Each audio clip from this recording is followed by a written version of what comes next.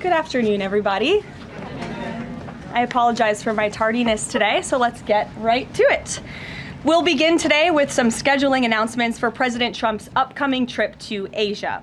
Tomorrow night at 11 p.m., the president will depart the White House to fly to Malaysia, where he will arrive on Sunday morning local time. It's a long flight. President Trump will participate in a bilateral meeting with the Prime Minister of Malaysia in the afternoon, and then he will attend the ASEAN Leaders Working Dinner that evening. On Monday morning local time, the president will fly to Tokyo. Tuesday morning local time, President Trump will participate in a bilateral meeting with the new Prime Minister of Japan. On Wednesday morning local time, the president will fly to Busan, where he will participate in a bilateral meeting with the President of the Republic of Korea, deliver keynote remarks at the APEC CEO luncheon, and then participate in a U.S. APEC Leaders Working Dinner. On Thursday morning local time, President Trump will participate in a bilateral meeting with President Xi of the People's Republic of China before departing to return home to Washington, D.C. On Thursday night, upon arrival in Washington, President Trump and First Lady Melania Trump will participate in Halloween at the White House, where they will welcome law enforcement, military, and foster families. And I know many of us look forward to that. In other news, we are now on day 23 of the Democrat government shutdown. Senate Democrats have voted 12 separate times now to keep the government closed.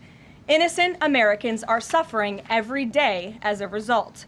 More than 500,000 civilian federal employees will miss a full paycheck tomorrow. Thousands of small business loans are going unapproved each month. This means almost $4 billion in capital is being withheld from small businesses across the country. The Democrat shutdown is also causing severe impacts at airports across the country. In one single day this week, the FAA had to issue ground stops impacting flights at Houston's George Bush Intercontinental Airport and Hobby Airport. 13,000 air traffic controllers who ensure that we all fly safely are continuing to work without pay. This is egregious and truly sad. Some of them are reportedly being forced to turn to driving for Uber and taking on other second jobs to make ends meet as the Democrats continue to shut down the government.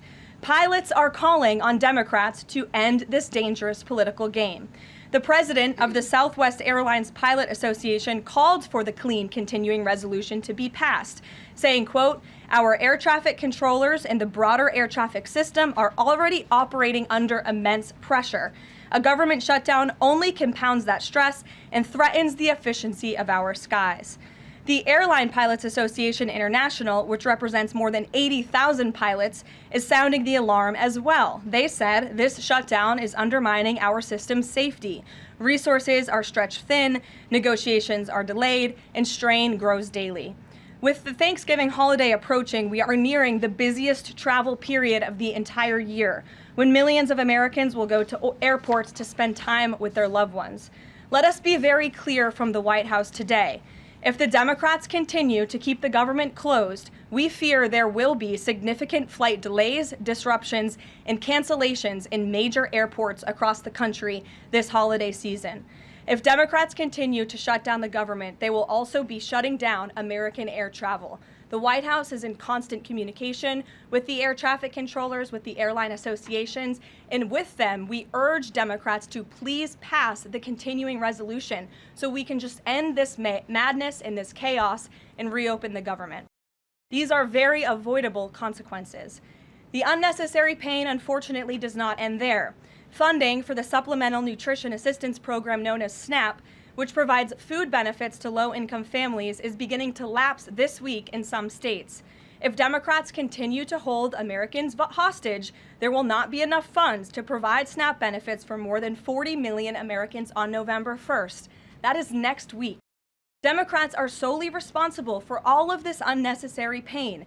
Why are they doing it? To give taxpayer-funded healthcare benefits to illegal aliens, some of whom are violent criminals. During the 4 years of Joe Biden's administration, the Democrats forced Border Patrol to admit illegal aliens into our country with no legal status and minimal screening. A significant number of these individuals are the worst of the worst criminals, rapists, pedophiles, murderers, and even members of the terrorist watch list. Despite having no legal status, paroled aliens were able to file for work authorization, receive Social Security numbers, and access other benefits like Medicaid that are meant for Americans. Since I have found many in this room to repeatedly deny the reality that Democrats gave Medicaid benefits to illegals, and they continue to seek to do just that, I've brought a few verified examples for you today. These are examples of some of the illegals who received Medicaid benefits under President Biden's leadership, and this is what Democrats are wanting to do. This is why they are continuing to keep the government closed. An illegal alien from Laos was arrested for murder, robbery, and felony possession of a firearm. An illegal alien from Guatemala who was arrested for rape and burglary.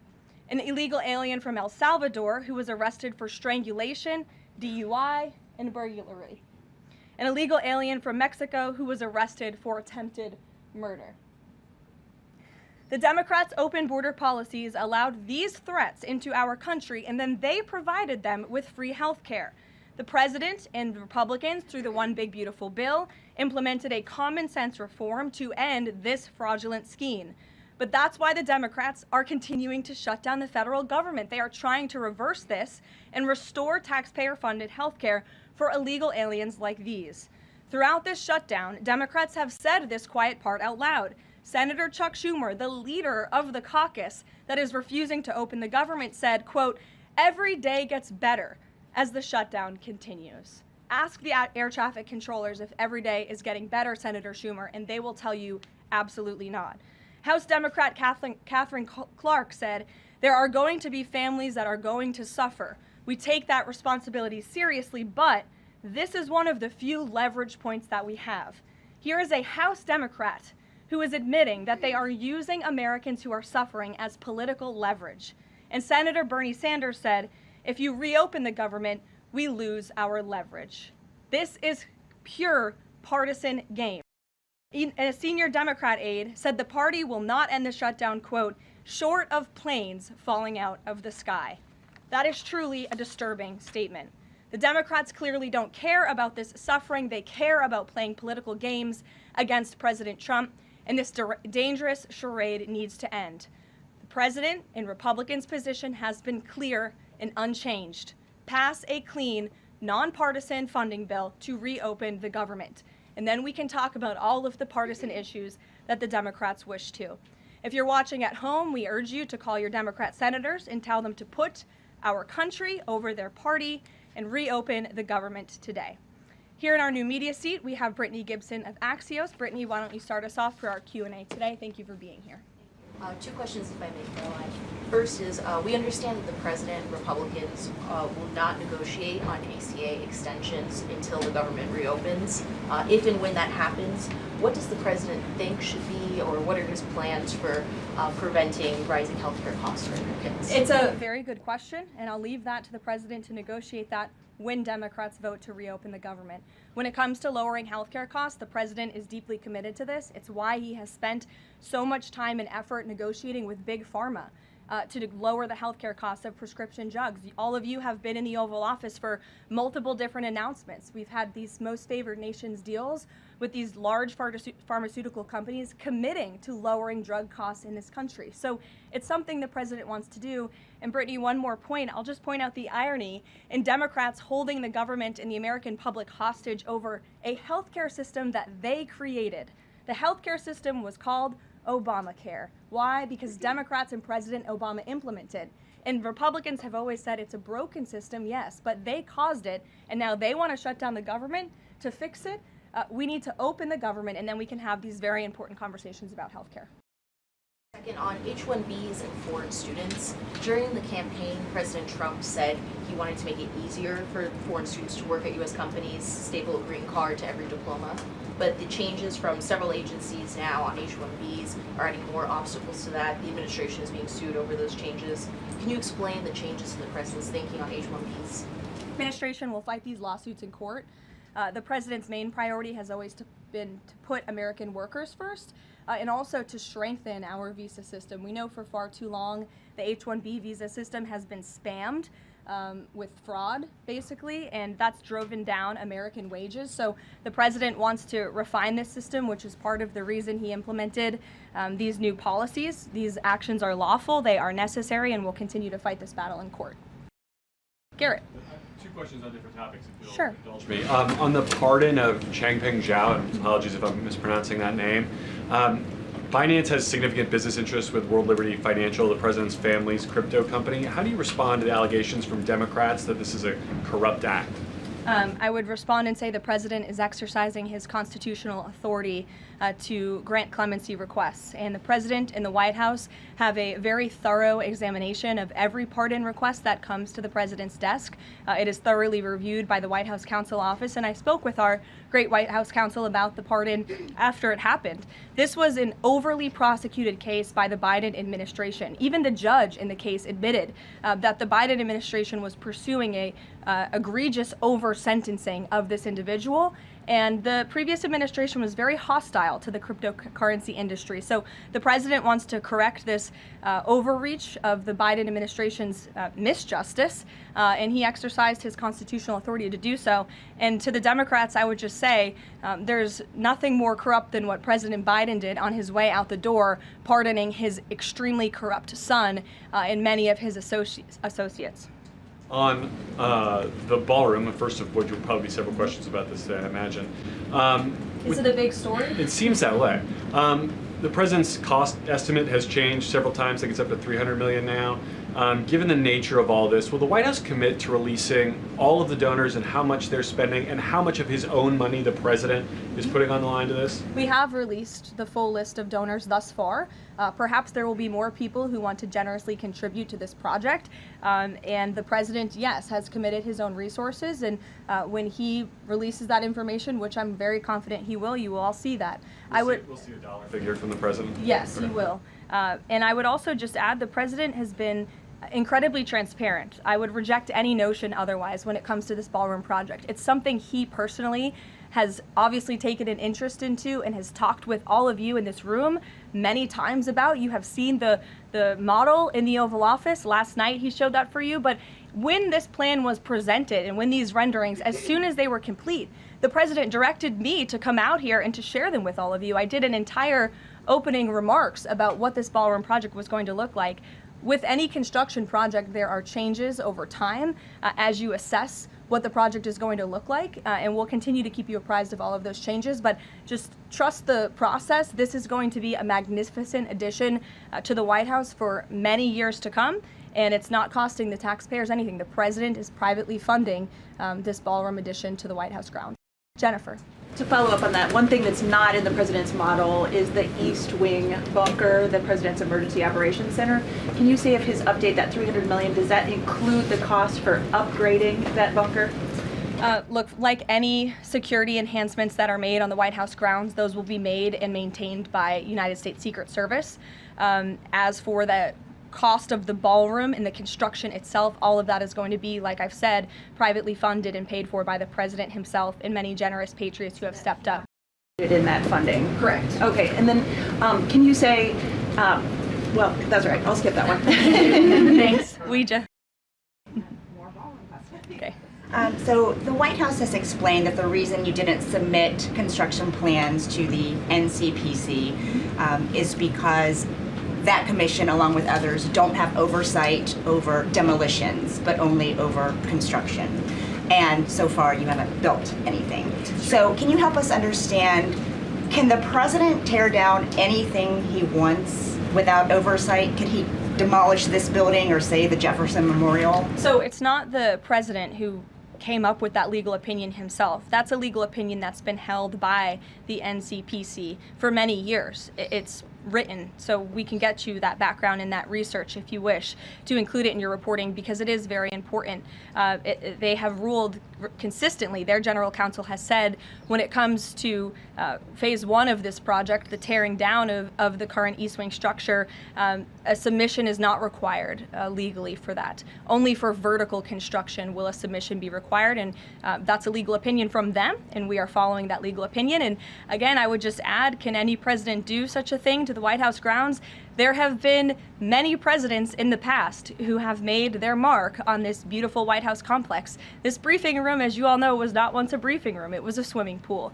There have been presidents who have completely torn down the executive mansion. If you look at what President Truman did, some of the photos of the construction project that took place in those years, I think sitting here today, we're all grateful for those efforts and the modifications that happened at that time. And again, in due time, the East Wing is going to be more beautiful and modern than ever before. And in addition, there will be a big, beautiful ballroom that can hold big parties and state visits for generations to come. So it sounds like the answer is yes, he can tear down whatever he wants. And then secondly, that's not what we're saying. That's a legal opinion that's been held for many years. And interpreting it. No, it's something that presidents have done for years and years. In fact, I have some photos here. Thank you, Pat, to show you the construction that's taken place on the White House grounds. This is the construction of the West Wing in 1902. Look at this, the construction of the West Terrace in 1902. These images look quite similar to what you and the American people are seeing today, the construction of the East Terrace as well. Look at the construction of the West Wing expansion in 1934. So look, this is a legal opinion that's been held for many years. Look at, this is 1950. Yes, it looks a lot like what you were seeing today. Can he demolish anything he wants? What do you think that oversight? rubble is? How did that rubble get there? Right, so I'm asking, and then back to the donors. Go ahead, Reagan. Many of them are. Two questions. Reagan, go ahead. One on immigration and another on Venezuela. It's being reported that the semi-truck driver suspected of killing 3 people in a DUI crash is an illegal immigrant who came in under the Biden administration.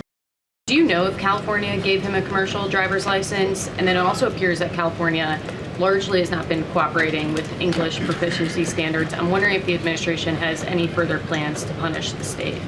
Yes, I can confirm that California gave this individual a license, and it is something that the Department of Transportation has already looked into. I know Secretary Duffy, who's doing a phenomenal job, has spoken on this many times in the crackdown that the Department of Transportation is taking on these licenses that are wrongfully being issued to people who clearly do not deserve to uphold these positions. As for this case in California, on October 22nd, ICE lodged an immigration detainer for this individual following his arrest by local authorities in California on charges, as you know, of manslaughter while intoxicated and driving under the influence. He killed 3 people, and he first entered the United States in 2022 through the southern border, and he was released into our country by the previous administration. So now ICE has lodged a separate detainer for this individual, and these tragedies are following a disturbing pattern of these criminal illegal aliens being issued commercial vehicle licenses. And so yes, the Department of Transportation is absolutely cracking down on that. I defer you to them for any specifics. Venezuela, President Trump has said Maduro doesn't want to mess with the United States, and this administration is continuing to position more military assets towards Venezuela. I'm wondering if the end goal of this narco-terrorist war is to implement a regime change in Venezuela. The president has spoken on that, Reagan, and I certainly won't get ahead of him. What we've made very clear is that this administration is not going to tolerate international narco-terrorist organizations from trafficking drugs into the United States. And these cartels over time have grown more armed, well-organized, and violent. They have financial means, sophistication, and capabilities needed to operate in the way this administration has. And they have illegally caused the deaths of tens of thousands of American citizens each year. So that's where we are right now with respect to Venezuela, but also any country that is sending purposefully illegal narco-terrorists to the United States of America to bring illegal drugs. Why don't we go in the back? The U.S. and Colombia relationship right now is at one of its lowest points in decades. We heard what President Gustavo Petro had to say about President Trump. We heard yesterday the response from President Trump. Is there any kind of compromises or gestures from the Colombian president that President Trump would like to see in order to de-escalate the tensions? Is it possible a de-escalation? I don't think we're seeing de-escalation from the unhinged leader of Colombia right now, and I don't think the president, frankly, is interested in that at this point. He spoke on this yesterday, and I don't have anything to add to his comments. Go ahead. Yes. Thank you, Caroline. Thank you. In addition to the ballroom and the Rose Garden I'm going patio, into the back, sorry. Go ahead. In addition to the ballroom and the Rose Garden patio, is the president looking at any other renovations or significant kind of projects here at the White House? Not to my knowledge, no, but he's a builder at heart, clearly, and so his heart and his mind is always churning about how to improve things here on the White House grounds. But at this moment in time, of course, the ballroom is really the president's main priority. Kristen. Last week, President Trump announced that he had a productive call with Vladimir Putin. They scheduled a meeting in Hungary. Since then, he has canceled the meeting and he has imposed sanctions on Russian oil companies. Can you talk about what changed that led to this dramatic shift, or even just what occurred in the last week that got us from point A to point B? Sure. Look, the president has always maintained that he would implement sanctions on Russia when he felt it was appropriate and necessary. And yesterday was that day. I think the president has also long expressed his frustration with Vladimir Putin and frankly both sides of this war. And he's always said in order to negotiate a good peace deal, both sides need to be interested in a good peace deal. And he feels as though, unfortunately, from the Russian side as of late, he has not seen enough interest and enough action in terms of moving the ball forward towards peace. And so a meeting between these two leaders is not completely off the table. I think the president and the entire administration hopes that one day that can happen again. But we want to make sure that there's a tangible, positive outcome out of that meeting and that it's a good use of the president's time. Of course, he's traveling to Asia next week. He has a number of events coming up here on the home front as well. He's been incredibly busy, as you all know. You're all tired from covering him and his movements every day. And so we want to make sure it's a good use of the president's time. And the president doesn't want to waste his time, and he said that. All between the Secretary of State and Lavrov that led President Trump to believe that President Putin or the Russians did not want a peace deal. That was not the sole reason, no. I think the Secretary Rubio felt that was actually a productive call. But again, the president wants to make sure that a meeting between himself and President Putin will be a good use of his time. What exactly led to President Trump not believing after his call on Thursday, where he said he did think he wanted peace and wanted a peace deal, to believing that Russians were not? Again, the president wants to see action, not just talk. And I think the president is extremely motivated by the success of his peace deal in the Middle East to get things done. And he wants this war to come to an end. He's been saying it now for 9 months being in office, and he's grown increasingly frustrated with the lack of progress from both sides of this war. Mary. For example. Two quick construction questions, if I can. You mentioned any construction project comes with changes. The president had initially said that this project wouldn't interfere with or touch the current structure. Now he says to do this properly, he realized that the East Wing had to be demolished. This is the people's house. Why not inform the public of that change and when it was decided that the East Wing would have to be demolished? Look, again, with any construction project, changes come, and we have informed all of you. We've been keeping you apprised of this project. We've shown you the renderings, and if you look at the renderings, it's very clear the East Wing was going to be modernized. Instead, in fact, I said that in the briefing when we initially introduced this plan to all of you and to the public. But the East, tearing down.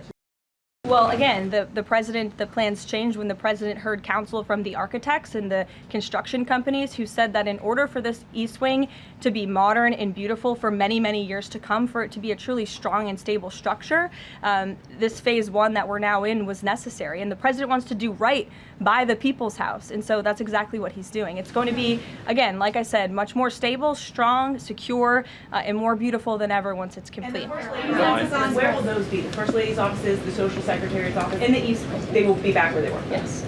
Thank you. Cattle ranchers who supported the president's election have raised some concerns about plans to import beef from Argentina.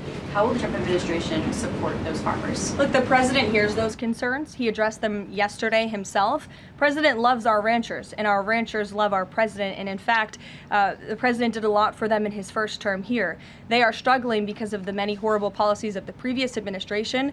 President loves our ranchers, and he also loves American consumers, and he wants to do right by both. So the immediate solution to the problem of the rising cost of beef, president wants to bring that down as we have to increase our supply. And so that's what he's doing with respect to these imports. But the president also is looking out for our ranchers with a long-term plan that was released by the Secretary of Agriculture yesterday. It's a 3-part plan. It's very extensive and detailed. I would encourage all of you to read through it. But there's really 3 points to this plan that the president has agreed upon and has entrusted Secretary Rollins to implement. Number 1, strengthening U.S. cattle production through increased grazing access, endangered species reforms, enhanced disaster relief, increased access to capital, and reducing costs for new and young ranchers. We want to incentivize more Americans to get into this noble profession, lowering long-term costs by cutting inspection costs, increasing market options for consumers with product of USA labeling, and ensuring consumers know that they are eating American beef. It's a good incentive for the American consumer. And lastly, growing the domestic herd while boosting long-term demand to reduce prices for consumers while growing the markets for our ranchers. So President hears them. He has to address both of these problems for the ranchers, but also for the American consumer. He promised to lower costs, and that's what he's committed to doing. Caroline, thank you. Two questions not on the ballroom.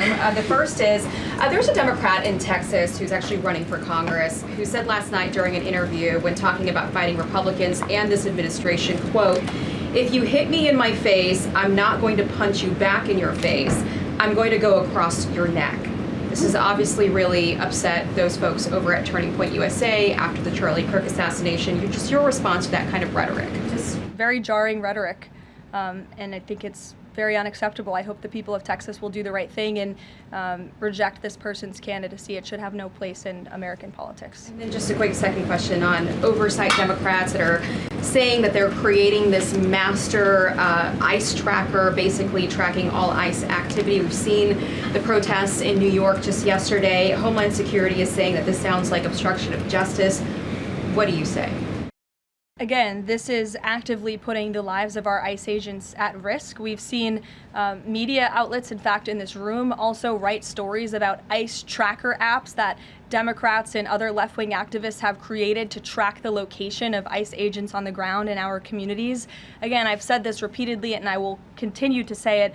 The men and women of ICE are outstanding people. I wish a Democrat on Capitol Hill would actually have the courage or the guts to stand up to their party and sit down with some of these men and women who are doing this incredibly difficult job of enforcing our federal immigration laws. They are, again, simply trying to enforce the law and do their jobs. And if Democrats spent a little bit more time understanding that and also focusing on the people who they are trying to get out of our country every single day. As I spoke about earlier, 3 innocent people in California are dead because an illegal alien who Democrats let into this country was wrongfully issued a trucker's driving license and clearly was not fit for the job because he was driving intoxicated and killed 3 innocent people. Democrats should focus a little bit more on that. Stop trying to fight this president and this administration on every turn and restore law and order. That's all that we and these brave men and women of ICE are trying to do. Mary. Thanks, Caroline. I have 2 questions, one on San Francisco and one on the No Kings protesters. On San Francisco, the president said that he had a call with the mayor and he was planning on surging there, but now because the mayor really wants to fix it up himself, they're going to do that. Is this what Trump hopes happens in pretty much every city? The president hopes, and I've said this so many times, and I think the president's conversation with the San Francisco mayor last night and his statement today prove the president is willing to work with anyone across the aisle, across the country, to do the right thing and clean up America's cities. He is genuinely interested in this effort to make our streets safer, to make our cities safe and clean again. And he heard from the mayor last night who told him that he is going to earnestly try to make his city better on his own. The president heard him out. He said, okay, I'll give you a chance. We'll be watching, and if you need us, we are here. And if I feel as though you continue to fail your citizens, the federal government may have to step in. But we'll continue to watch San Francisco, and that law enforcement operation has now been paused. Thank you. And then on the No Kings protesters, I saw videos of people explicitly calling for violence against Stephen Miller, against the president, shirts saying we don't have enough assassins, calling for more political violence. Does the president want to see arrests here, and are we going to see arrests of these types of explicit calls to violence? I would think myself, the president, and everyone here at the White House certainly hopes that anyone who is making violent and illegal threats in that way against public officials will be arrested and prosecuted. Sure. Thank you. 2 questions. Would the president support the Senate ending the legislative filibuster to end the shutdown? This is something I haven't heard the president talk about much, so I don't want to speak on him for it. I'll let him answer that question himself. And do you have an update on the NASA administrator nominee? Do you plan to nominate anyone soon? Or does the nominate anyone soon? Sorry. I'll leave that to the president himself. He'll make a decision in due time, and when he does, you will hear directly from him, as you always do.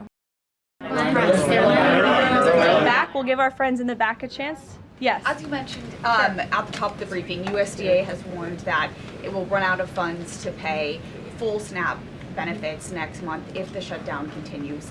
Senator Hawley is floating a bill that would ensure SNAP benefits are continued to pay during the shutdown. Would the president support such a move? And you also announced that the administration was using tariff revenue to keep WIC going during the shutdown. How long will that last? And is anything similar being considered for SNAP? Yes, the administration would absolutely support that legislation. We hope that it would come over the finish line, but the bill that will get everyone paid and put everyone back to work is the clean continuing resolution. That's what the president and Republicans want to see. Ed, go ahead, Ed. Thanks, Caroline. On the Russian sanctions again, how much pressure do you think this sanctioning these two Russian companies actually puts on President Putin? Because the last administration sanctioned two other oil companies. So how much economic pressure is this really? A lot. If you read the sanctions and look at them, they're pretty hefty. And I saw some international news out of China this morning that they're scaling back oil purchases from Russia. We know India has done the same at the request of the president. The president has also pushed European countries, our allies, to please stop their purchases of Russian oil as well. So it's full court press for sure, and we expect that these sanctions are going to do harm, as the Secretary of Treasury said yesterday. Could there be more? Is this just the first step, or could there be more sanctions? I'll leave that to the president to decide. Sure. Or heard the NBA gambling, involved in the gambling issue there. Does the president gamble? What does he think about that?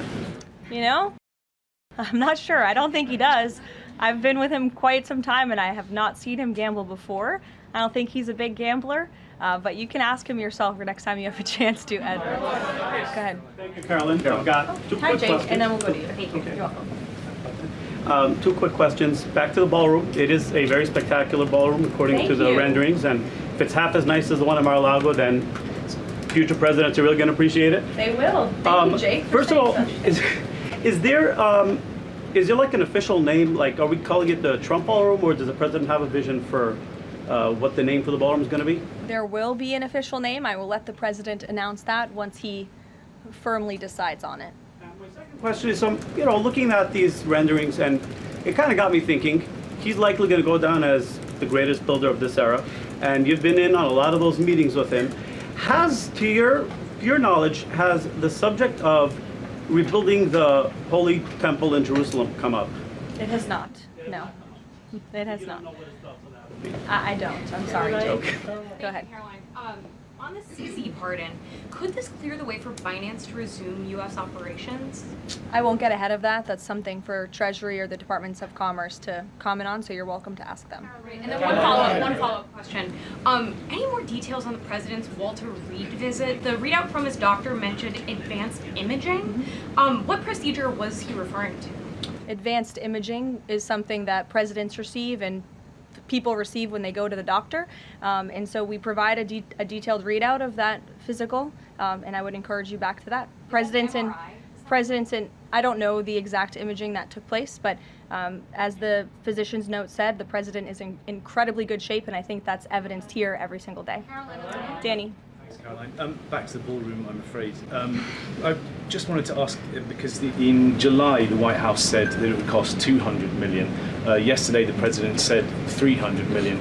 Is $300 million now the operative figure, and why did it go up by so much? $300 million is the figure, and again, it's not going to cost the taxpayers a dime. So we look forward to this project continuing, and we will continue to keep everyone apprised on it. Perhaps the president will even bring you all out to see it one day at the appropriate time. You're also going to hear from the president directly in about an hour. He's hosting an event with the Homeland Security Task Force. This was a newly created federal task force that the president and his law enforcement team have put together. I would encourage you all to tune in to the remarks. They have really done a tremendous job at refocusing how federal law enforcement and local law enforcement work together. There will be some local sheriffs and law enforcement officials in attendance as well, and they'll be talking about the success and the many arrests they have made of drug traffickers and cartel members all across the country by just simply working together. So we will see you at the event. Thank you.